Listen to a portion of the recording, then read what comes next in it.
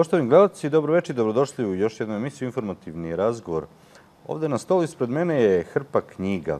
Te knjige su autorska dela mog večerašnjeg gosta, doktora Dragana Petrovića, koji je, verovali ili ne, napisao 26 knjiga. Poslednja je izašla pre samo nekoliko dana, naravno i o njoj ćemo pričati. Doktor Dragan Petrović je viši naučni saradnik u Institutu za međunarodnu politiku i privredu i mnogo toga zna. A sve to što on zna saznaćete i vi večeras. Dobroveče i dobrodošli. Dobroveče vama i vašim cenjenim gledalcima. 26 knjiga, tako nisam promašio. Tu su neke, da, baš toliko, 26 naslova. Ono što je interesantno i vezano za vas, hoću da vas odmah predstavim gledalcima, jeste da imate 4 fakultetske diplome. Što deluje malo čudno. Pa, da budem iskren, ja sam imao samo višu ekonomsku školu, negde do 28. 9. godine. To već ima dosta godina, dakle imam preko 40 godina. I imao sam tako neka iskustva i odlučio sam da završim ekonomski fakultet koji sam tada negde tavorio na 3. godini. Međutim, ukazao mi se mogućnost, pošto sam uvek volao istoriju, da upišem paralelnu istoriju odmah od 1. godine bez prijemnog ispita. To ima svako ko je najmanje 3. godina nekog fakulteta može da dobije indeks, dakle, bez prijemnog ispita. Bar je tad mogu u moje vreme. I u moje vreme, dakle, 90-ih su studije bile gotovo besplatne. Mislim, ne želim da valorizujem 90-te, ali recimo sa tog aspekta ja sam studirao zaista, pa sam onda upisao 3. i 4. Dakle, upisao sam istoriju, pa mi se svidela sociologija, pa političke nauke, onda sam završio ta 4 fakulteta. Već kad sam završio prvi ekonomski, upisao sam postdiplomske na političkim naukama, izvinjavam se, na ekonomiji, ekonomsku geografiju, pa onda sledeće godine sam upisao, kad sam završio i sociologiju i istoriju, onda sam upisao i međunarodne odnose na političkim. I tako, eto, uspeo sam i 2 postdiplomske da završim, i 2 magistrature i doktorat i išao sam, ali kažem, interesantno sa zakašnjenjem. Ja sam u svojim 20. godinama do 29. godine imao samo višu ekonomsku završenu i lepo sam živeo i nisam imao ošte ambicije neke da mogu toliko i da studiram. Čak i taj jedini fakultet koji sam dostudiravao, to je ekonomski, je to išlo dosta traljavo. Ali tek učestvovao sam na nekom kvizu 93. 4. bio Mića Orović je vodio Istorija srpskog naroda i tu sam pobedio 2 emisije, između ostalog čak nekog magistra istorije. I onda sam razmislio i kažem, čekaj, možda sam ja bolji istoričar od ovog gospodina, ali on ima svoje zanimanje i on je profesionalac. Ja sam neki amater koji se i time bavim. Pa što ja možda ne bih iskoristio to interesovanje, a možda i talenat, i pokušao da postanem profesionalac. I onda sam počeo da studiram istoriju, nastavio sam ekonomiju, onda mi se svidela sociologija, svidele su mi se političke nauke i svake godine sam proširivao i onda su mi se mnogi smejali da studiram 4 fakulteta, da nijedan nisam završio, jer sam svuda imao barem po jedan jako težak ispit. Međutim, nekako, kad sam i nanizao na po ispit 2 do kraja, sa ova prva 3, oni su pali od roku od 6 meseci. Znači, 6 meseci je trebalo da diplomiram 99. na ekonomskom, pa onda posle toga je pala istorija, pa je pala sociologija. Još političke nauke koje sam za nje upisao, studirao još nekih godinu dana, a i to sam završio prvoj generaciji, dakle, političke nauke i sociologiju. I onda sad da ne širim dalje, završio sam te 2 postdiplomske kao prvoj generaciji. Teo bih da kažem jedno naravoučenije. Čovjek treba ipak da ima poverenje u sebe. Meni je išao u početku, u 20-ih, jako teško ekonomski fakultet i na 3. godini gde je bilo 5-6 matematičko-statističkih ispita, koji su užasno teški, sama matematika, padao sam nekoliko puta, trebali ste da samo jedan prenesete za uslov, ja sam se mučio sa 3, demoralisao sam se, zaposlio, zadovoljio sa tom višom koju sam onda se doškolovao i završio i trebalo je zaista se desi možda neki da malo i sujeta bude povređena, sad da ne ulazimo u neke životne priče, pa da kažete, sad ću ja da nastavim te studije i da to završim sve. Znači, uporno se isplati, ali je ključ da treba da zavolite ono što radite. Ja nisam nikada voleo mnogo ekonomiju, završio sam iz inata, a bol me ove fakultete koje sam kasnije upisao iz čiste ljubavi, istoriju, političke nauke, sociologiju. Rekao sam na početku da ste viši naučni saradnik u Institutu za međunarodnu politiku i privredu. Ja sam vas pitao ono što i većina ljudi ne zna. Šta je svrha tog Instituta za međunarodnu politiku i privredu? U Beogradu kao u glavnom gradu postoje univerzitetski centri, međutim, mi smo, što zbog decentralizacije koja je u ovom segmentu davno urađena, što zbog nekih autonomija kao po pitanju Vojvodine, što zbog nekih drugih razloga, mi imamo faktički ogranke univerziteta i visokih škola skoro svuda u Srbiji, što je sa formiranjem privatnih fakulteta doživelo svoju disperziju neviđenih razmera. Tako da sad imate ogranke fakulteta i visoke škole od Jagodine, ne znam, do Maltene, ne znam, Užica, Kraljeva, Valjeva i tako dalje. Međutim, ono što je ipak vezano samo za Beograd, kao za prestonicu, jesu naučni instituti. Naučni instituti se bave naukom, isto kao fakulteti, dok fakulteti se bave edukacijom studenta, pa profesori u slobodnom vremenu i kao nešto pišu i bave se stvaranjem. U institutima su naučne ustanove koje ne obrazuju studente, već samo se bave naukom, dakle, proučavaju, ali maksimalno te oblasti. Tako da, paralelno sa istorijskim fakultetom imate istorijske institute. Sa fakultetom političkih nauka imate 2 fakulteta političkih nauka. Za unutrašnju politiku, gde sam ja radio 6 godina, od 2002. do 2008. to je Institut za političke studije, kako se zove, i laički, da kažemo, za unutrašnju politiku, a zadnje 4 godine radim u Institutu za međunarodnu politiku i privredu, to je znači međunarodna politika. Imate onda institute za sociološka istraživanja, za filozofska i tako dalje. Tako da, eto, Beograd je zadržao ipak jednu ekskluzivnost, ako već svuda imamo manje više vrlo rasprostranjene visoke škole i univerzitetske centre, da je ipak gotovo samo u Beogradu, ja mislim da u Novom Sadu možda ima samo jedan institut, se nalazi, dakle, u Beogradu koncentracija tih naučnih instituta koji zaista nešto rade u nauci. Pazite, profesor na univerzitetu, ako mora da predaje ne znam koliko studenta i da piše i da čita te testove, on ima manje prostora da se produbljuje svoju nauku. A mi smo zaduženi i eto, ja sam možda jedan od, neću da kažem da li sam najplodotvorniji, ali po nekim pokazateljima, ali eto, imam rezultata, ima dosta kolega koji imaju po nekoliko knjiga i zaista najveći deo produbljivanja dostignuća u naukama je ipak vezano više za institute nego za profesore na univerzitetima koji imaju tu dodatnu čast i obavezu da predaju studentima. Moja supruga je inače docent na fakultetu, dakle ona je predavač, tako da mi imamo u porodu, moj pokojni otac je bio profesor univerziteta. Ja bih zaista voleo, kada bih imao prilike i da predajem na fakultetu, međutim, nažalost, nisam dobio tu priliku. Iako imam po zakonu pravo da još 1/3, pored ovih 100%, radim na nekom fakultetu, nisam dobio takvu ponudu. Dobro, ali možda ne bismo imali ove knjige tada? Pa da, znate kako je, i na fakultetu imate, uzme se asistent kad je jako mlad. Sad neko, pazite, za univerzitetskog profesora se traži više faktora koji nisu vezani samo za probijanje učinka u nauci. Znači, obično univerzitetski asistent, asistentkinja su na neki način i dragi, simpatični profesoru iz bilo kog razloga. Da ne ulazimo koji su to razlozi. On izabere jednu osobu od nekoliko generacija. Šta će tu da utiče? Ja verovatno nisam bio... Vi nikome niste bili simpatični. Pa, znate, ne, budem realan, ja sam kasnije studirao. Ja sam imao već među 30 i 35 godina kada sam studirao. A objektivno za... A tu ljudi u tim godinama više nisu simpatični? Ne, uzimaju se za asistentkinje i asistenti u mlađim godinama. Ja sam već bio formiran čovek i uzimaju se mlađi. Recimo, moja supruga, koja je docent, dakle, to je čin jedan, iznad toga postoje 2 čina, vanredni profesor, to je moje zvanje. Dakle, viši naučni saradnik je recipročan vanrednom profesoru i najviši čin je naučni savjetnik ili redovan profesor. Dakle, ti činovi su recipročni. Dakle, nema razlike između vanrednog profesora i višeg naučnog saradnika. To je kao u mornarici kapetan korvete ili major, recimo, to je recipročno. Ali ipak lepše kad se kaže da je neko profesor, javi. Dakle, ona je krenula od asistenta pripravnika. Znači, prosto je neko zapazio svojim ponašanjem, zalaganjem u nastavi, na bilo koji način. Znači, prosto od slučaja do slučaja, jer ipak od mnogo generacija studentkinja i studenta, profesorka ili profesor izaberu jednu osobu. Koji faktori utiču na to, teško je reći. Od slučaja do slučaja. Ima tu svega.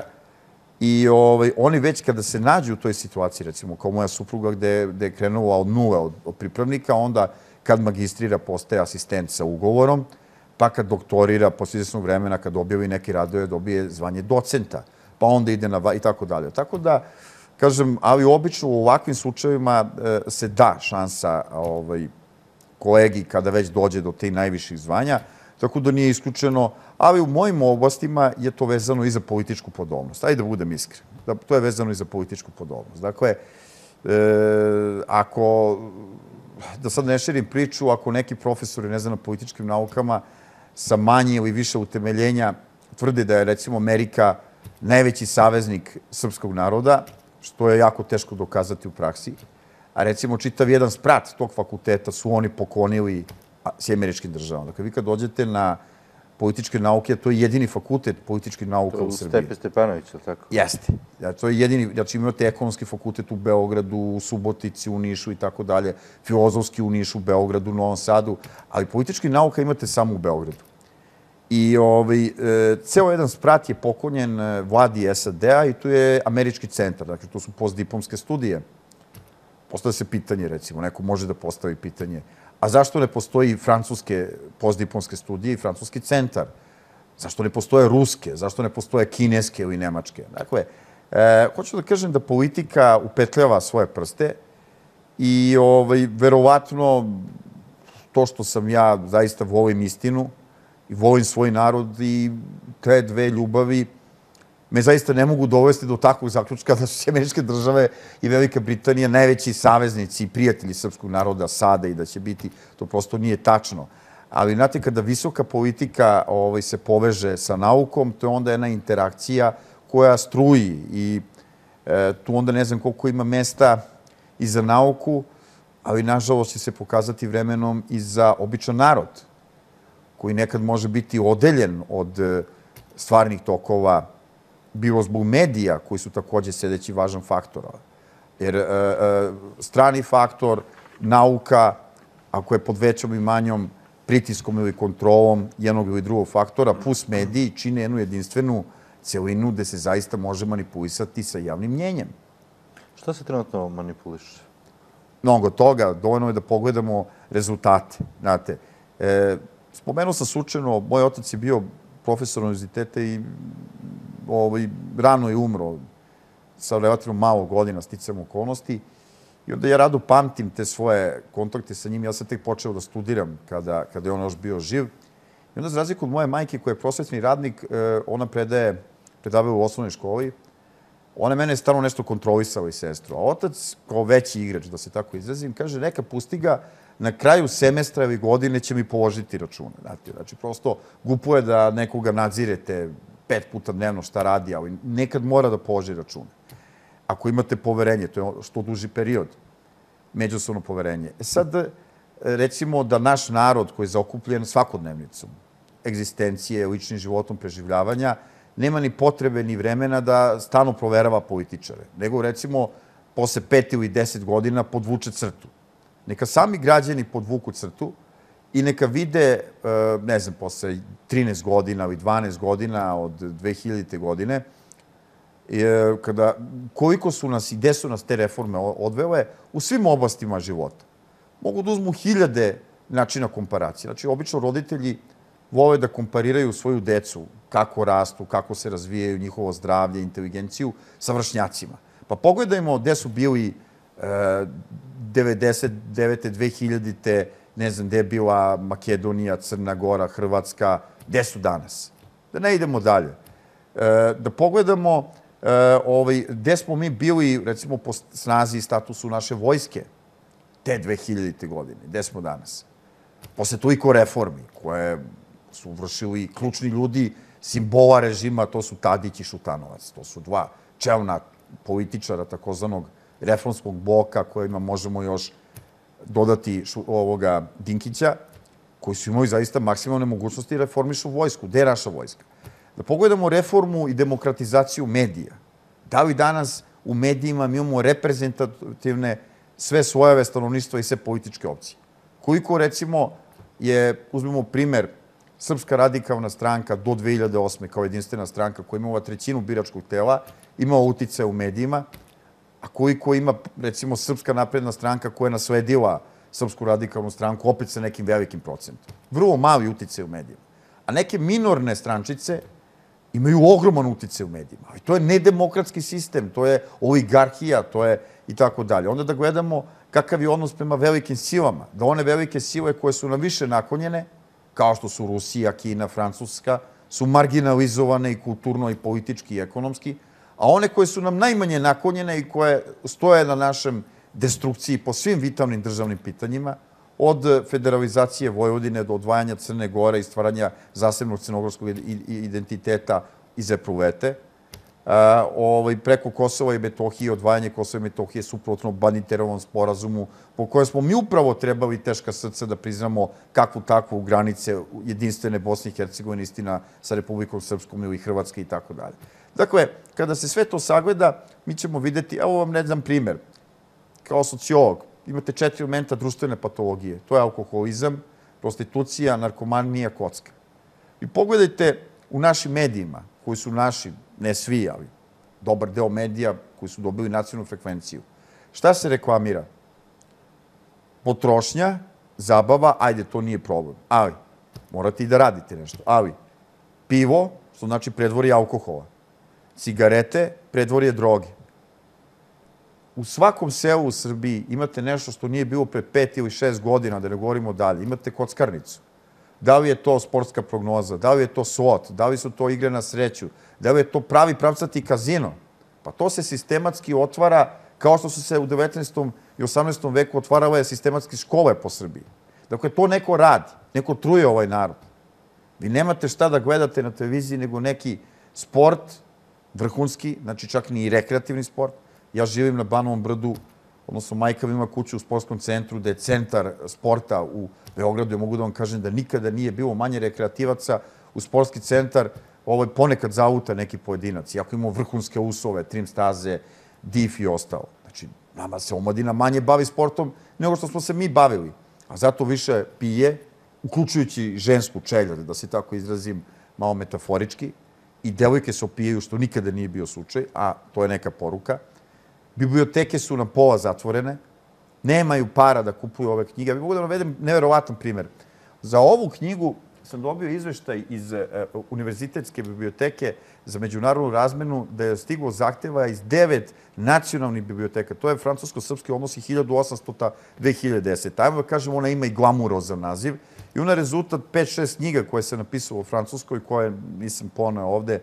Pomenut ću neke francusko-jugoslovenske odnosi u vreme Alžirskog rata, 52. 64. Kulturni odnosi Francuske Jugoslavije, 49. 59. Sve na osnovu primarne istorijske građe što sam obrađivao. Pa onda ima ova knjižica Francuska raškršću i tako dalje i tako dalje. E sad, za tu knjigu je stiglo 9 zahteva iz nacionalnih biblioteka, iz Njujorka, Pittsburgha, Beča, Sofije, Bukurešta, Nemačke, Sankt Peterburga i iz Moskve. I oni nisu imali para, nego su im davali 3. I nisu imali para da kupe 6 knjiga. A nisu imali birokratski sistem ni meni da se obrati. Ja sam na kraju zamolio direktore, on im je poklonio to. Ali, znači, nema za međunarodnu razmenu primjera knjige da se, pazite, nema država para. A zato ćete videti, recimo, u Beogradu ili ne znam drugde, da se novine 24 časa, gde se reklamira zabava, razbribrigra, američke pop i filmske zvezde, Hollywood, globalizacija, na jedan suptilan način se reklamiraju takozvane proameričke stranke kao što su Regioni, LDP i tako dalje. Suptilan način. Naravno, Exit je kult iznad svega. Rasparčavaju u stotinama hiljada primeraka besplatno. Čak imate, čekajte, ko plaća te novine da vrši jednu propagandu za našu omladinu? Nama biblioteke nemaju sredstava da kupe knjige. A vi imate, recimo, takve situacije. Znači da neko namerno vodi takvu politiku, setite se kako su nestali Indijanci, kako su nestali Crnci u Africi, u centralnoj Africi kad su vodili robove. Daju poglavicama vatrenu vodu, grmeće štapove i ogledalca za žuti prah i za robove. Od te vatrene vode oni su nestajali. Da li se nama, možda sad u ovom trenutku kada imamo opet neka 2 spin majstora, ne znam stvarno večeras koja na B92 da me neko krivo ne shvati. Otprilike to je jedna televizija koja je zadužena među većinom, oni koji su sa nacionalnom frekvencijom, da truju ovaj narod. Znači, laka zabava, što više trošiti, nema reklame rada. Te zapadne nacije, oni teško rade, pa se malo i provedu. Ali štede i rade. Ovde se reklamira trošenje, nerad, zaduživanje. Rasprodaja dedovine, fabrike, ostalo se prodaje u bescenje i pljačkaju nas. Korupcija je ostalo za otuđenu elitu. Debilizacija u medijima. Sve to, kažem, nije pogodan ambijent, evo i za mene, sa svim tim kvalifikacijama i sa svim tim knjigama, jer, kažem, da je ovde akcenat u našim medijima uglavnom na nekim trivialnim stvarima. I ja se zahvaljujem i vama, i ima jedna grupa medija u Srbiji koja još uvek drži neki nivo i gde se pre svega može dati kritička svest i gde se mogu naći dva neistomišljenika koji mogu polemisati. To je jako retko u ovim glavnim medijskim kućama sa nacionalnom frekvencijom. Uglavnom su to istomišljenici, ali ne u jednoj emisiji, nego u čitavoj seriji godinama uvek dolaze iz jedne političke opcije, takozvane neoliberalno-reformske, a ja kao između ostalo pojedinac koji je završio ekonomiju i za koga sam rekao da mi je teško išla, pa sam i završio velikim naporom, mogu toliko da kažem da postoji sinergija i tih drugih nauka, da ovaj sistem neoliberalni, koji je na kraju propao 2008. u svom središtu, gde je imao najviše koristi u SAD-u, i od tada je nestao i teoretski praktično, sigurno destruiše privredu svake zemlje. Znači, rasprodaja imovine, brza privatizacija, ukidanje intervencija države u fiskalnoj, poreskoj i drugoj sferi, nekritički uvoz, a smanjenje akcenta na izvoz i u isto vreme precenjivanje domaćeg kursa. Jer vi kad, pazite, ekonomija vam je kao da imate jednu sobu prepunu rupa i ružnih detalja. I vi imate tepih ograničene veličine sa kojom nešto možda prikrijete. Prikrijete ovo, otkrijete ovo. I onda taj kormilo ekonomsko, ne znam, guvernera Narodne banke, on može u tom slučaju samo malo da stvari pomera, bez stvarnog povećanja proizvodnje i tako dalje, bez ozbiljne privrede, on ne može mnogo da uradi.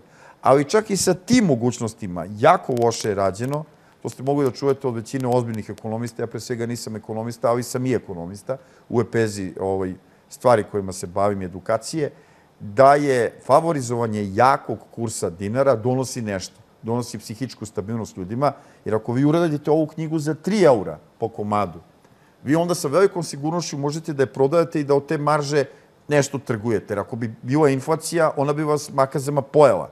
Ali koje su negativne komponente precenjenog kursa, znači nerealno visokog kursa? Jeste da vi sa tom precenjenom valutom dinarom, koja ima jaču vrednost u odnosu na euro, što ima objektivno, imate stimulans za domaća preduzeća da što više uvoze, a sa druge strane imamo negativan spoljno-trgovinski bilans koji je katastrofalno negativan i sa druge strane dolazi do pada domaće privredne inicijative.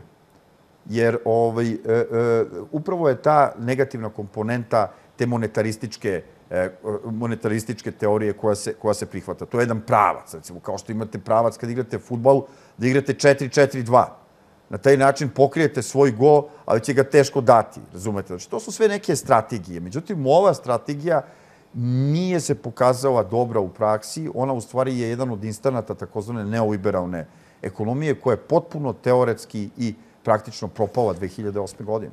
Ljudi će reći to je visoka politika, to je visoka ekonomija. Mi ne možemo da utičemo na to.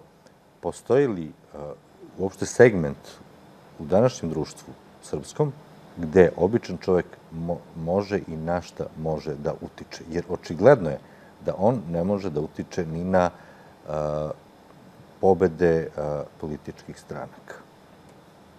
Slažem se sa vama u dobroj meri, ali vidite, u tome je čitava magija zamišljena. Evo vam jedan primer. Gledate košarkašku utakmicu. Ranije, evo, mi imamo tu negde približno godište i gledali smo utakmice, ali ima jedno 15 godina su uvedeni analitičari. Pored reportera, recimo, na utakmici košarkaškoj, imate nekog trenera ili stručnjaka koji paralelno komentariše zbivanja. Ovaj samo kaže, ovaj je primio loptu, dao je koš, a ovaj onda analizira. I vi gledate košarku par, 2-3 decenije i nešto znate i onda se nervirate. Recimo, vaš klub gubi, ne znam, Zvezda gubi od Cibone i on kaže, pametan faul Radović. Vi kažete, ko zna? Ovaj čovek je profesionalac, iako vi gledate i vidite da vaša ekipa loše igra, on vas ubeđuje da je to neka taktička varijanta i da je to maksimum neki i tako dalje. On vrši psihički pritisak na vas, jer on je stručnjak i on bolje zna, ima više iskustva i tako dalje. Upravo u tome jeste caka. Da iz tog sveta stručnjaka se jednostrano dovedu ljudi koji nisu ni najbolji, ni kvalitetniji, bez konkurencije sa onima koji se ne slažu, a recimo ti su većina, dovedu medije i običnom gledaocu jednostrano, to znači to su takozvane, imate crne laži, imate sive laži. Crne laži kad kažete da je 5, a nije 5, nego je 3. A siva laž je da samo ukazujete na neke afirmativne stvari po nekom pitanju, ali da ne govorite drugu stranu medalje. Vi u stvari ništa niste slagali, ali niste istakli i slabije strane jedne medalje. I zato je poželjno uvek da su u medijima oko nekih važnih pitanja barem dva suprotstavljena mišljenja ljudi koji su neistomišljenici, vrhunski stručnjaci iz te oblasti. I oni na otvorenoj sceni, snagom svojih argumenata, uz međusobno uvažavanje tehnike dijaloga, tu je na kraju i voditelj da to dozira, samo toliko, da predstave i da gledaoci procene zapravo koja opcija je pravilnija. Upravo naši mediji, koji su naši, najveći deo medija, gde mislim i na štampane medije, na elektronski i tako dalje, su u rukama i pod uticajem stranaca, koji jednostran način iz sveta privrede, stručnosti i nauke prenose te informacije, mogu često da kažem, putem pojedinaca, stručnjaka koji ili nisu dovoljno relevantni, ili su slabiji među tim najjačim, ili su kupljeni, što na kraju je sve pomalo. Znate, vi imate ključne ekonomiste kao što su, ne znam, profesor Komazec, sa kojim sad treba da obradavim jednu knjigu, imam tu čast. Čovjek je napisao 65 knjiga, bio je dekan ekonomskog fakulteta u Splitu, u Zagrebu, u Beogradu, u Kragujevcu, ima 65 knjiga, 40 udžbenika, da ne idemo dalje. Imate Jovana Dušanića, koji je od ključnih od tih koji su radili u Rusiji i za te prostore, pa onda imate Mlađana Kovačevića, koji je akademik, imate Časava Ocića, koji je najmlađi akademik svih vremena u oblasti ekonomije, sa 50 godina je postao akademik, što je veliki uspeh. Pa onda imate ovoga konsultanta Nebojšu Katića iz Londona, koji se pokazao u tom zapadnom svetu kao vrhunski finansijski stručnjak. Oni su svi istog mišljenja da smo mi totalno na pogrešnom ekonomskom putu. A ko je sa druge strane? Mlađan Dinkić, večiti asistent i magistar, čovjek koji nije napisao nijednu stručnu knjigu u životu. I sad zamislite da ga vi dovedete u emisiju i kažete, ili Vlahović, čovjek koji nije završio ni postdiplomske studije, koji je direktno povezan sa Deltoid Touche interesno, sukob interesa, koji u stvari predvorje Pentagona, koje je dovedeno na kraju i u ekonomski institut gde on radio, gde jedan ekonomski srpski institut dovede firmu Deltoid Touche, koji je ogranak Pentagona, da ne kažem sad nešto figurativno CIA, ne mora da bude donode Pentagona, i taj čovjek, i onda sve imamo ostalo što se tu dešava. Znači imamo ljude vrlo bedne i blede stručnog profila, međutim oni se stalno dovode, imaju monologe. Ima nekoliko tih profesora, ima Dana Popović, ima Prokopijević koji spava na televizijama, a radi u institutu, i to ne radi u ekonomskom institutu, nego u institutu za evropske studije. Sad bilo bi suvišno da vam kažem da ni on nema nego par nekih knjiga i kabineta. Znači, prosto ovi igrači, veliki, jaki igrači, trustovi mozgova nikada nisu dobili priliku da sa ovim pilićarima za svet nauke se nađu na nekom okruglom stolu, što je već u startu vrlo sumnjivo. Znate, mislim, sad neko posmatra sa strane kako to da se govori, ne znam, neki okrugli stolovi u fudbalu, pa dolaze neki treneri Čukaričkog u svo uvažavanje prema mom klubu iz Komšiluka, ili, ne znam, Jastrepsu iz Niša da govore o fudbalskoj reprezentaciji, a ne dolaze, ne znam, Piksi Stojković, Dragan Džajić, Bjeković. To bi bilo već u startu sumnjivo. Znači, zašto se naši akademici, ekonomisti, profesori univerziteta, Oskar Kovač, recimo, takođe. Znači, kad uzmete od 10 najvećih imena u oblasti ekonomije, 9 je izrazito protiv neoliberalnog sistema, a 1 je neutralan. To je Mađar. On je neutralan, a 9 je izrazito protiv. I sad se postavlja pitanje kakva je to zemlja. Naravno da su mediji povezani sa stranim faktorom i politikom, koji i kontrolišu te medije na različite načine, u stvari zaveli čitavo naše stanovništvo i da mi nismo imali jedno ozbiljno tržišno sučeljavanje. Sasvim odgovorno tvrdim da profesor Komazec, sa kojim imam čast i da napišem sad ovu knjigu i sa kojim imam čast i da se poznajem, govorio mi je nedavno na ovoj promociji prošle sedmice ove knjige, gde je bio pravi dream team govornika, da kažem, bio je Darko Tanasković, šef katedre, onda za istoriju Ljuba Dimić, doktor Zoran Milivojević, naš konzul u Strasburu 5 godina i tako dalje i tako dalje. I to je naravno samo Sveti Info televizija prenela u 2 navrata i tako dalje. Naravno, ta knjiga ne postoji, ne znam, za ove jake medije sa frekvencijom, za politiku ta knjiga nije bitna i tako dalje. Ali, šta je nevjerovatno? Da profesor Komaze, čovjek koji ima 40 i nešto udžbenika, čovjek koji je bio jedini pojedinac, koji je bio dekan Ekonomskog fakulteta u Splitu, pazite, ispak među nama jedan Srbin, da bude u 80. godinama i 70. dekan jednog fakulteta u gradu u kojem dominira šovinizam. Mislim, sami smo, pa onda mora da je mnogo, mnogo jak. Realno, ajmo da budemo. Pa da bude dekan u Zagrebu, Ekonomskog fakulteta. Da ne dodajem isto to, još je Zagreb jači centar. Pa da dođe ovde i da bude mag ekonomije i da objavi 40 udžbenika, da ima 65 knjiga, što nema niko. Ja nemam ni ja, imam 26. Mislim, to je stvarno fenomen. I da čovek i postigne kao privrednik neki rezultat, jeli, i da nema pristupa medijima, ozbiljnim. Ja to odgovorno tvrdim, a da na medijima može da bude jedan šarlatant, diletant, jedan čovjek koji bi trebao da ide u zatvor zbog svih repova koje ima u ekonomiji i politici, recimo Vlahović, koji ojadi ovu zemlju ekonomski, da ne govorimo politički, ili da govorimo o Dinkiću, o kome ne treba trošiti reči, koga stite strane ambasade i gureju ga iz vlade u vladu, sad su ga ubacili u patriotsku vladu. To je bila ucena da morate da ga uzmete, jer može da se menjaju političke stranke, ali glavni elementi destrukcije zemlje ne smeju da se diraju, što je interesantno i važi za sve te neokolonijalne zemlje i protektorate. Kada se sve to sagleda, onda možemo shvatiti da nauka je čista, ali su tu ključnu ulogu odigrali politika i mediji. To je to. Zaista treba pogledati te ljude iz medija i pitati tog Nenada Stefanovića koji vodi televiziju Beograda. Dobro, Tijanića nema šta pitamo, čovjek ima srednju školu. Mislim, nije problem što ima srednju školu, ja njega znam, on je beogradski mangup, svi ga znaju iz viđenja, sedi po ceo dan u kafićima. A da li taj čovjek može da vodi... Pazite, on nije direktor televizije Beograd. Televizija Beograd je drugi jedan gospodin, jedan vrlo ugledni pojedinac, direktor, on je direktor radio televizije Srbije. To je čitav informativni sistem gde spada i televizija Vojvodine, odnosno Novi Sad, i radio program, i televizije lokalne u Užicu i tako dalje, dopisništvo i tako dalje. Tijanić je ta glava tu. I to je jedan fenomen, ja nemam ništa protiv, kažem, mislim, možete nije problem, imate major, čovjek je imao srednju školu, bio je predsjednik vlade u premijerskom sistemu. Pazite, ne predsjednik vlade možda kod nas ili u Rusiji, nego predsjednik vlade, premijer u Velikoj Britaniji gde nema predsjednika. Tamo ne postoji funkcija. Znači, bio je sve i svašta. Bog je bio major. To je moguće ako čovjek ima, naravno. Međutim, pak se, da je jedan mangup beogradski, koji je najveći deo radnog vremena proveo po kafićima, koji, kada ga pogledate, ne treba da uzimate ohranitelje. Mislim, stvarno, izgleda zaista, njegov izgleda upečatljiv. Znači, izgleda zaista, nešto je visok, nego izgleda kao stena pokretna.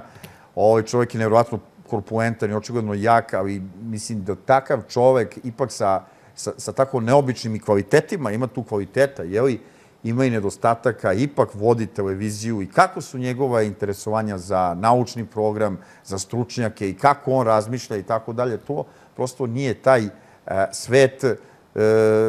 Treba mu čestitati, verovatno njemu nije loše, pokupio je sve najlepše voditeljke sa drugih televizija i doveo tu, ali znate, jedan odgovoran čovek, on može lično da se zabavlja i da lepo živi, on to mora da razdvoji od sudbine države.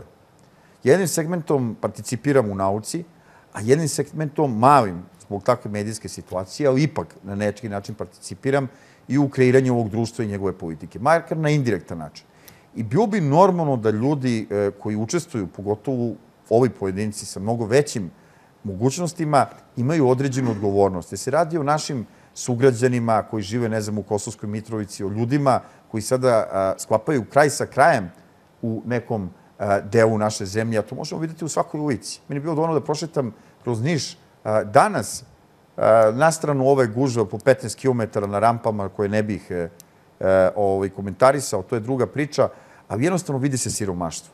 Znači, vidi se da mi zaostajemo u odnosu i na period gde smo bili pre 5 ili 10 godina i otuda, a da ne govorimo o naše susede u regionu, koji su bili iza nas ekonomski, kulturno i na svaki način, sem delimično možda Hrvati i Slovenci. I to ne u svim segmentima. Mi smo imali jaču poljoprivredu od Hrvatske ubedljivo, da ne govorimo o Sloveniji.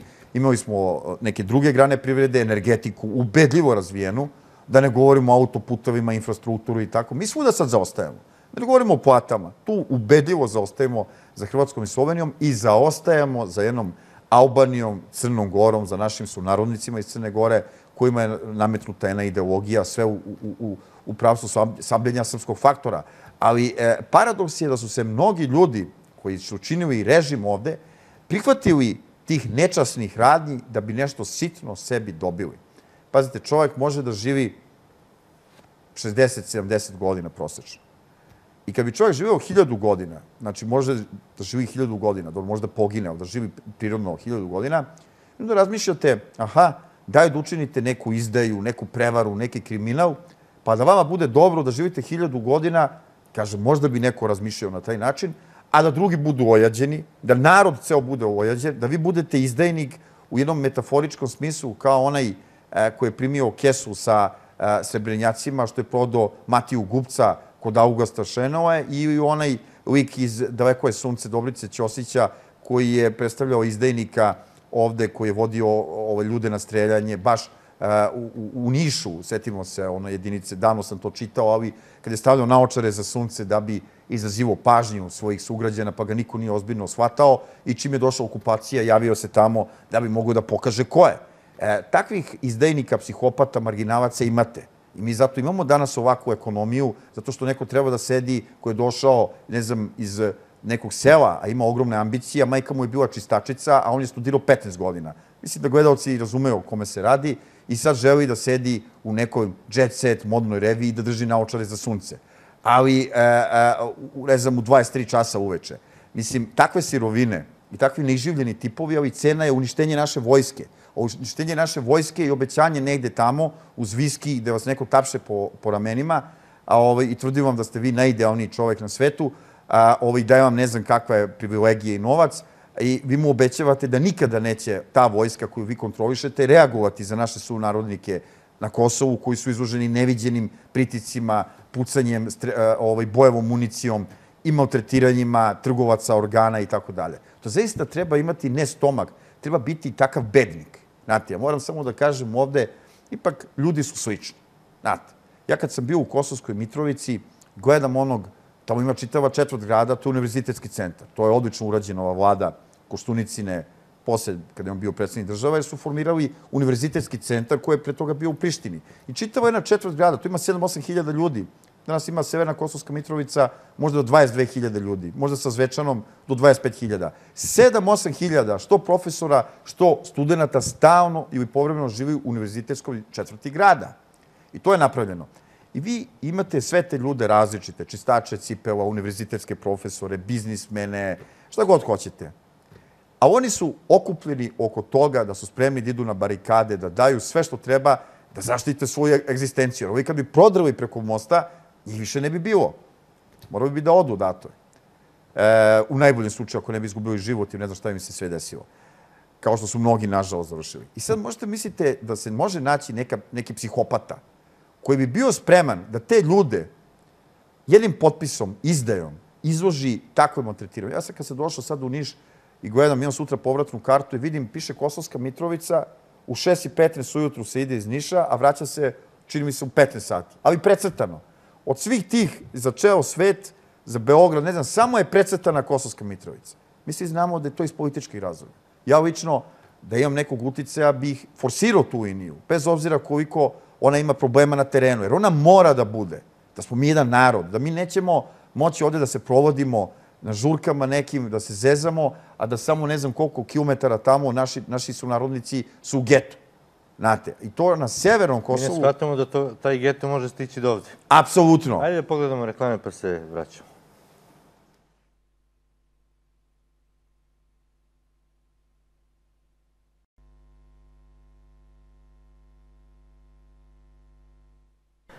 Informativni razgovor, dr. Dragan Petrović, viši naučni saradnik u Institutu za međunarodnu politiku i privredu. Do sada smo pričali sve o da kažem, unutrašnjoj politici. Ajde da ovo vremena što nam je ostalo do kraja emisije posvetimo malo toj međunarodnoj sceni.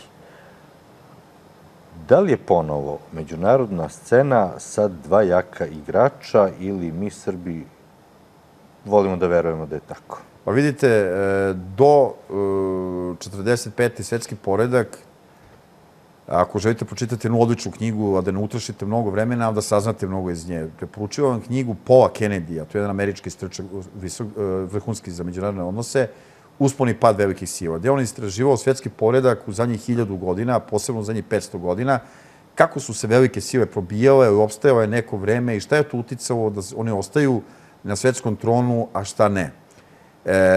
Dakle, negde do 45. je bilo obično po više velikih svetskih sila. Međutim, od 45. su samo u pitanju dve takozvane supersile, SSR i SAD.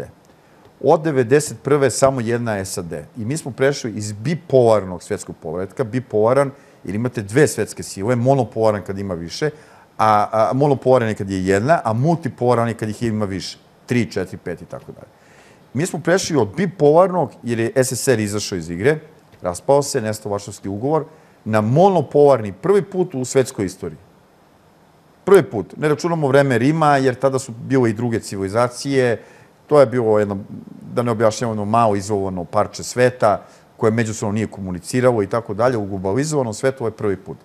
Međutim, zadnjih godina se ubrzava proces prelaska monopolarnog svetskog poretka, gde je bila samo jedna svetska supersila SAD, ka multipolarnom, gde paralelno egzistira više velikih svetskih sila. Evo, možete vidjeti na koricama moje knjige ka multipolarnom svetskom poretku. Čak sam i stavio simbolički te zastavice, dakle Amerika, Kina, Rusija, Nemačka, Francuska, Japan, Indija i Brazil. Neko će reći nema Britanije, ona bi bila 9, ona je tu negde na ivici. Dakle, mi prelazimo u multipolaran svetski poredak gde paralelno egzistira više velikih svetskih sila i gde je i dalje jedna najmoćnija, prva među njima SAD, ali više ne može samostalno da kreira svetske glavne tokove privrede, politike i društvene tokove. sad, imajući to u vidu da se mi nalazimo u tom procepu, prelazu, SAD i Engleska nam nisu, Britanija nam nisu bili naklonjeni iz jednog vrlo važnog razloga koji na prvi pogled izgleda benignan, ali zaista je ključni. Oni ne samo da nam nisu bili naklonjeni ovih zadnje 2 decenije, nisu ni ranije, ali nismo imali toliko dodira. Jer Amerika do 45. i nije bilo u Evropi prisutna, a od 45. je bila SFRJ kao konglomerat, pa je bilo teško diferencirati američki odnos, posebno prema Srbima, Hrvatima i tako dalje. To nauka sad izučava i zato je Tito i menjao unutrašnje granice, svrgavao srpske vođe i delio Srbiju, zato što je primao između ostalog i kredite od Amerikanaca. Naravno, to se nije lako moglo sagledati, a zato smo i došli tu sa Kosovom i Vojvodinom i tako dalje. Gledajte, oni nas tretiraju, ne samo oni, Amerikanci i Englezi, a oni nam to uzimaju negativno, da smo elementima dugog trajanja, kako je to definisao jedan od vodećih svetskih historičara, Fernand Braudel, koji je spojio više nauka u istoriju, društvenu istoriju, gde se spaja više nauka koje posmatraju istorijske fenomene. Na elemente dugog, srednjeg i kratkog trajanja. Znači, elementi dugog trajanja su geografski faktori i civilizacijski faktori. Dakle, elementi kratkog trajanja su, ne znam, padanje neke vlade, kriza trenutno u svetu i tako dalje, ratovi koji izbijaju i tako dalje. Gledajte sad. Mi smo elementima dugog trajanja, kao pravoslavni, kao Sloveni i kao istorijski saveznici sa Rusijom, u sve modifikacije i jesmo bili i jesmo saveznici.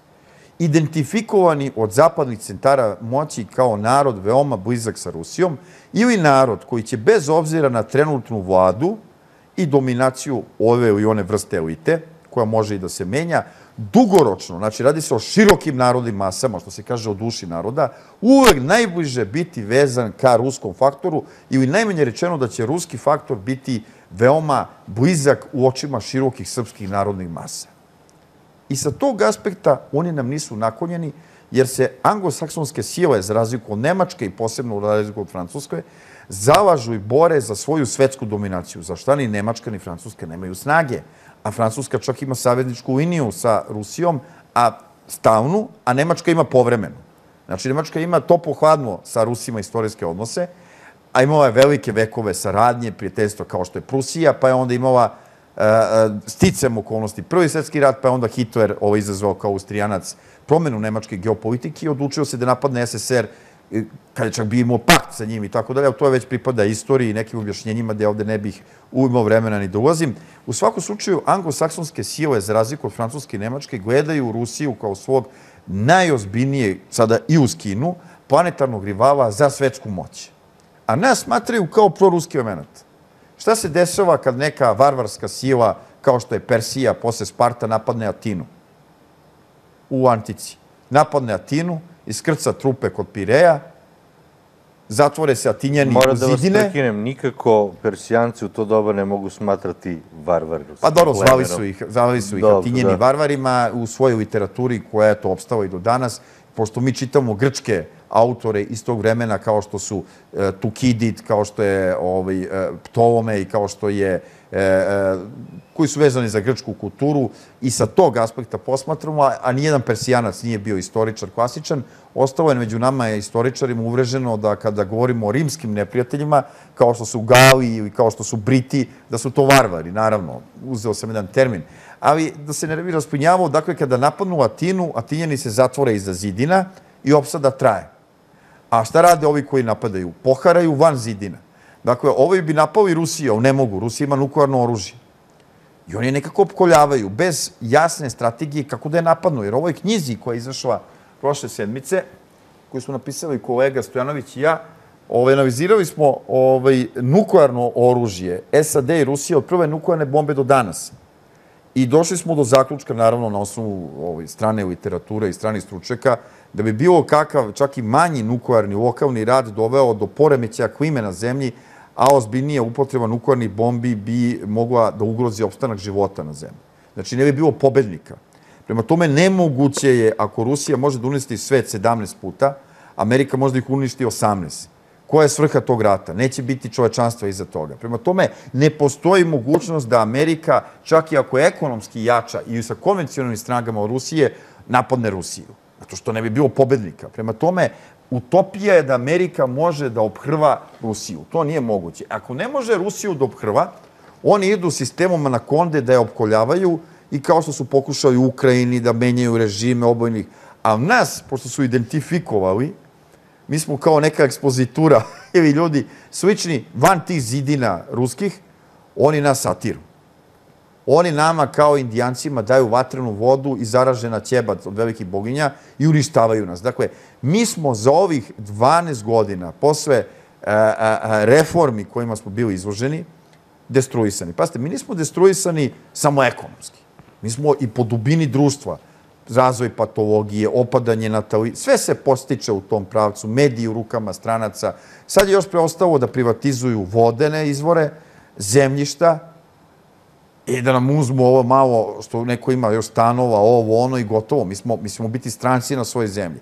Ja mislim da je posljednji trenutak da naši građani, ma koliko bili izloženi pritiscima, u sistemu svi su političari isti. Pa su valjda isti s jedne strane Čeda Jovanović, Šutanovac i Dinkić i sa druge, ne znam, Toma Nikolić ili, ajde, Koštunica i tako dalje. To što nije tačno. Prosto, razlike su velike.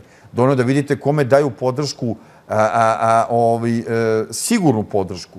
One sile koje su nama naklonjene, kao što su Francuska, koja se pod Holandom vraća među normalne sile, dakle, sa Sarkozijom bila američka ekspozitura, jer američka snaga je da ona i u drugim velikim silama ima svoje stranke i svoje ljude. Da, ali mi onda, kad ona već može jednoj Francuskoj da ubaci predsednika, šta mi ovako mali možemo da očekujemo? Evo vam reći, ima Ezopova basna, razgovaraju ovca i svinče. I pita ovca, to je Ezopova basna, prase, zašto toliko skiči kad ga uzme gazda? Kaže, mene uzima svaki dan, pa nikad ne skičim, nije mi ništa. I kaže njemu prase, tebe uzima vunu i mleko, a mene kad uzme neće me biti. Jer Češka, Poljska, Slovačka nisu identifikovane od anglosaksonskih sila, njihovo stanovništvo, Mađarska i tako dalje, elementima dugog trajanja kao prorusko. Već je identifikovano kao jedna amorfna masa, a u slučaju Poljske kao antirusko i Albanaca. I onda oni igraju na njih. A oni nas tretiraju kao ovo prase, da nas likvidiraju. Dakle, ako bi se Francuska prepustila, kao što je to uspelo samo u slučaju Sarkozija, i Kušnera i nikad više, De Gaulle i ostao, evo ga već Hollande sad i tako dalje. Onda bi Francuska kao imperija imala umanjenje svog uticaja u Siriji, Libanu, Alžiru, bivšim kolonijama, morala bi da primi malo više Arapa i Crnaca, već sad Francuzi čine 60-70% stanovništva, ovi, mislim, koji nisu i tako dalje. Znači, imala bi neke gubitke, ali bi ostala u komadu. Ima nuklearno oružje, ima još uvek svoje ostatke kolonija, ima stalno mesto članice Saveta bezbednosti, možda blokira bilo. Znači, ona jednostavno ne može da bude destruisana. Ona će malo da oslabi. Znate, ali neće biti destruisana. Nemaju Amerikanci te poluge. Oni na kraju ne smiju da tako razgovaraju s jednom zemljom koja ima nuklearno oružje, ima snagu veta u Savetu bezbednosti. Pa ajde, udarite prst u oku, bacite svog čoveka, pa posle pobedi profrancuski kandidati, pa ovim udare kontru i blokiraju i tako dalje. Pa šta je radio De Gaulle kad su pokušali da destruišu Francusku? Odmah je rekao da se konvertira svo dolari koje ima Francuska u zlato. I šta se svet video? Da Amerikanci lažu, da su štampali novčanice i da je samo 20% vrednosti konvertovano u zlato. Što znači da su oni zloupotrebili i dan danas delimično zloupotrebljavaju činjenicu da je dolar svetsko sredstvo plaćanja. Znači, konkretno, kada Narodna banka Srbije, Narodna banka Bugarske, Narodna banka Rusije oštampa svoju valutu, ona u tom trenutku, recimo, štampa 20% svog novca u opticaju. Ona oporezuje sve vlasnike tog novca, uključujući na tekućim računama i bankama, za petinu vam oduzme sredstva. Ali to je nacionalna valuta. A kad jedna Amerika oštampa za jedan dan 10% svih dolara u svetu, a može jer ona kreira dolare, niko je ne kontroliše, ona će izvući iz džepa 10% svih vrednosti dolara koje drži u rezervama, u depozitima Rusija, Kina, Nemačka, uključujući moji 500 ili vaših 1000 dolara, ako ih uopšte imamo u nekoj čarapi ili na računu.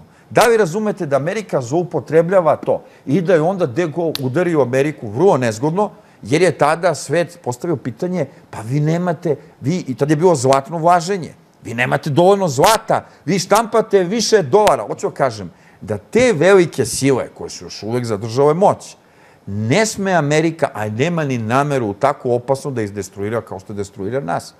Jer pazite, nije ni sa nama mogao tako da razgovara 90. godine, kad smo imali vojsku, kad je Srpska bila Crna Gora i Srpska vojska i narod na Kosovu. Razumete i tako dalje. Kako smo mi više slabili? Neki su rekli, pustite, oni hoće da nas osobe jer su moćni. Vi se nađete sa nekim siledžijom u šumi i on kaže, daj mi automatsku pušku. Vi mu date automatsku pušku. Oni dalje uperi, daj pištolj. Vi mu date pištolj. On kaže, daj pare, vi mu date pare. On kaže, dajte ženu, on vam otme ženu. On kaže, sad ću ti odsečem ruku. Onda ćete da se branite jer više vas neće biti. Dakle, konačna namera Amerikanaca i Engleza je destrukcija do kraja srpskog faktora. I vi daljim ustupcima mu samo omogućavate lakšu poziciju za konačni udarac, posle čega nas više nema. Znate, kao kad je tonuo Titanik.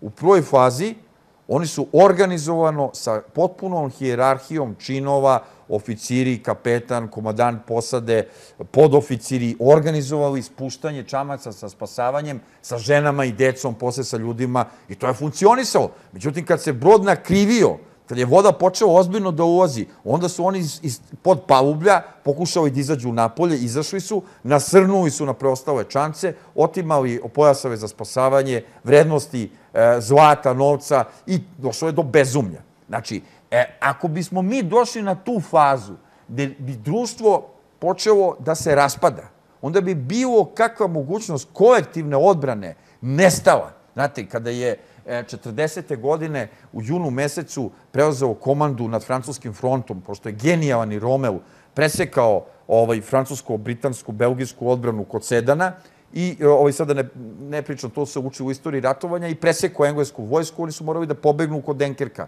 da se izvuku. I ostavili su Francusku na cedilu, naravno. Kažu da je to bilo, da su tada stigli Britance da bi tog drugog rata bio totalno drugačiji. Ali nisu napali Denkerka. Da, nisu. Teo su čuvali vojsku i nisu dali ispod 25 eskadrila se pomene. Ali je suština u tome, kad su oni ostali bez odbrane pomoći engleske vojske, Belgija, Holandija, Luksemburg kapitulirali, Norveška, Danska kapitulirali, ostali Francuzi sami. Još im Italija objavila rat iza leđa. I onda je smenjen bio Vegan, ne, Gamuen je bio glavnokomandujući, onda je došao komandant iz Bliskog istika iz Sirije. Zato se Francuska i dan danas interesuje za Siriju. To je bila njena kolonija, došao je Vegan i preuzeo komandu. I rekao je predsjedniku vlade da je stanje na frontu sledeće. Ako se nastave dalje borbe, da se francuska vojska takvom brzinom raspada, da za nedelju dana neće imati trupa, ne da brane zemlju, jer će izgubili rat sigurno, nego neće moći da uspostave primirje. Znači, naći će do haosa, pljačkaće, bezumlje, otimačina i tako dalje. I onda je morao da potpiše primirje i da prihvati uslove ultimatuma. Dakle, ako se nastavi dalje da američki i engleski prijatelji, plaćenici, nastave da destruišu ovu zemlju, po ekonomski, kulturno, politički, vojno, na svaki način, da je komadaju i tako dalje, da sebe dobiju neku crkavicu, a centar se vuče iz Vašingtona, a sad se vidimo da je centar. Naravno, to je u Kvislinškoj, takozvanoj drugoj Srbiji, znao mali broj ljudi. To je mogao da zna Vojin Dimitrijević, to je mogao da zna pokojni Živorad Kovačević i tako dalje. Znači, ti glavni guruji anglo-američke ekspanzije na srpski narod. Ali obični ljudi tu nisu mogli da znaju koji su tu sarađivali za komad hleba i u neku sitnu uslugu. Međutim, oni sad mogu da vide da nas oni pritiskaju ne do ove mere, nego da nas unište. Znate, jer zašto ne otimaju Severno Kosovo? Sve su uzeli, to nije ni 5% Kosova. Oni uzimanjem tog špica se zarivaju dalje u Rašku oblast, prodor ka Sandžaku, kako u Šumliji, ide dalje i tako dalje. Znači, oni ne kriju namere da nas do kraja satru. Ako bi im se pružila prilika da ne idemo da u Republici Srpskoj se ide na unitarizaciju Republike Srpske, da se u Crnoj Gori stvara namerno novi identitet, novo pismo. Pazite, vi imate garante na Balkanu mira. Ohridski sporazum, imate Dejtonski sporazum. Po Ohridskom sporazumu sve se čini da se razlabavi država Makedonija u prilog šiptarskog separatizma. A Dejtonski sporazum ide da se centralizuje Bosna i Hercegovina na štetu srpskog faktora i tako dalje. Zajednička država Srbije i Crne Gore se na putu ka Evropskoj uniji razlabavljivala do maksimuma, do 2 koloseka i ocepljenja, uprkos tome što je 1992. na referendumu 85% Crnogoraca se izjasnilo za zajedničku državu. Pa se onda raspisao referendum sa kojom potrebom u tako kratkom roku. A imali ste u Bosni i Hercegovini da se na to istom evropskom putu homogenizuje zemlja i da se ka evropskom putu sve centralizuje. Pa nemojte, nismo mi baš tolike stoke, imaju ovde poneki čovek koji nije budala i koji nije plaćenik do kraja. Znači, ovde se vodi jedna politika naše destrukcije. Dalje izlaženje njima u susret.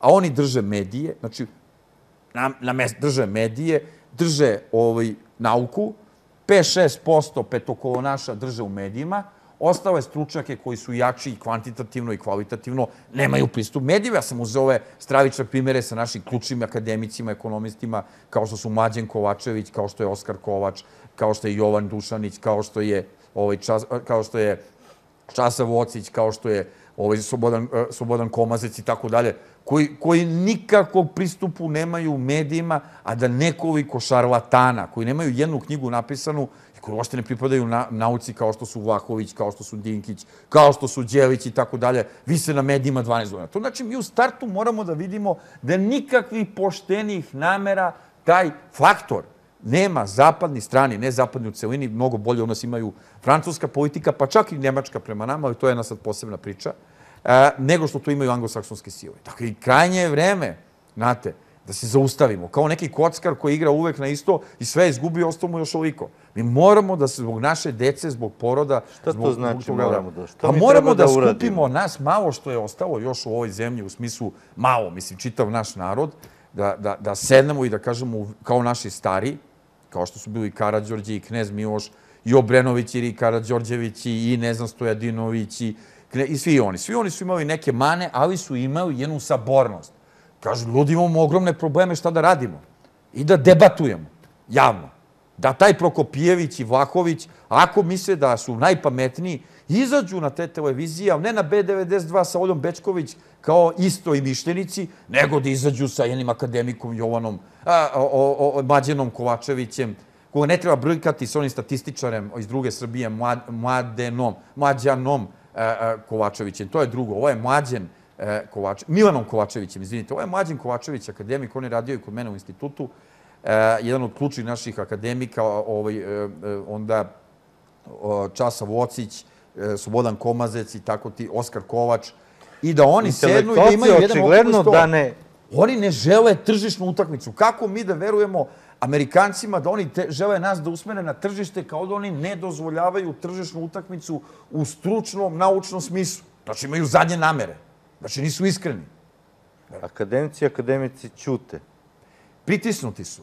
Mnogi, neki imaju loša iskustva i, kažem, oni čak i hoće nešto da kažu. Da li vi zaista verujete da bi oni dobili prostor na B92, čak na RTS-u, na prvoj srpskoj televiziji koja prikazuje turske serije, zato što u američkoj geopolitici treba ubaciti Tursku ovde da bi nama napakostili, a u isto vreme Turska ima loše namere prema nama po svim pitanjima, a u isto vreme da se smanji prirodan ruski uticaj. Rusija ima u odnosu na nas istorijski, kulturološki, kakav god hoćete uticaj. I oni su spremni i da to favorizuju, ako mi svi znamo da niti Turci izgledaju onako lepi, stasiti i beli kao što ih prikazuju u onim serijama. To su ili neki hollywoodski glumci ili su naši poturčenjaci iz Bosne i Hercegovine i Sandžaka koji su tamo otišli i stopili se. Turci zaista u prirodi sasvim drugčije i u kulturnom smislu se ponašaju. Znamo kako su, šta smo mi nasledili od njih. Dovoljno je reći da Beograd ima više u arhitektonskom smislu od 3 austrijske vladavine od jedne je bila 25 godina, od 1718. do 1744. i još dve krajem 17. veka i od 1789. do 1793. Dakle, više od te 3 vladavine koje nisu zajedno imali možda 30-35 godina, nego nekoliko stotina godina po Turcima. Dakle, više je ostalo u arhitektonskom smislu i u svakom drugom kulturnom smislu od te kraće austrijske vladavine nego što je ostalo od turske vlasti. I zato se kaže i za Srbiju koja je imala tu geopolitičku komponentu da su Turci prodirali ranije sa juga i kasnije su se povlačili i kaže što južnije, to tužnije. Tačno oni oblasti koje su duže bile pod Turcima su zaista etapno nešto na nižem civilizacijsko-kulturnom nivou nego ove druge oblasti. To je istina, to treba reći. Znači, da Vojvodina i Beograd i severni deo Šumadije, koji su manje bili pod Turcima, i to važi u Crnoj Gori samo obrnuto. Cetinje, gde Turci nikad nisu kročili, i, ne znam, Podgorica, Nikšić su na višem kulturnom nivou bili i ostali od, recimo, Plava, Gusinja, Rožaja, pa čak i ako hoćete jednog Gucinja koji ima takve geografske pogodnosti u odnosu na Herceg Novi ili Budvu. Herceg Novi nikad nije bio jedan dan pod Turcima. Boka Kotorska nije bila pod Turcima. Budva je bila vrlo malo i tako dalje. Uporedite, ne znam, urbanizam i kulturno nasleđeno Gucinja. Razlika je velika i to negativna. I mi to moramo reći. Znači, kao što ovi nekritički preterivaju sa valorizacijom Evrope, da je Evropa sve i sva, moramo da kažemo da je turska i otomansko nasleđe u tom smislu svakako inferiornije, kako u odnosu na zapadnoevropske prilike, tako u odnosu na tu mitavu Evropu, Austro-Ugarsku, tako u odnosu na evropske vrednosti i ruske civilizacije. Mogli bi da pričamo cele večer, ali i onako smo probili termin. Pa ja mislim da smo rekli neke stvari koje ljudi razumeju. Oni razumeju da je krajnje vreme da uzmu stvari u svoje ruke, jer ako pasivno budu prihvatali samo ono što im se na udicu kreira, a to je tih 24 časa novine koje dobijaju besplatno na ulici, i to su te poruke sa tih televizija političke, gde neće daleko dogurati, moraju malo da se zamisle na budućnošću svoje dece, da zamisle gde su bili pre 10 godina, gde su danas, da li su im se obećanja obistinila i da makar u tom glasačkom mogućnosti parlamentarno nešto učine. Evo, u sva zamajavanja i zloupotrebe dobili smo ipak i novog predsjednika. Znači, ovaj predsjednik, ako ništa drugo, neće otići da se pozdravi sa Tačijem. Eto, to mogu da kažem. U širem smislu, dakle, govorim. I imamo jednu vladu koja kakva je, takva je, nakalemljena i sa pritiscima, ipak je bolja od vlade, ne znam, DS, LDP, koja nam je spremana. Hvala puno na gostovanju. Hvala i vama najviše. Informativni razgovor. Razmišljajte malo o ovome, pre nego što se uspavate. Laku noć i prijetno.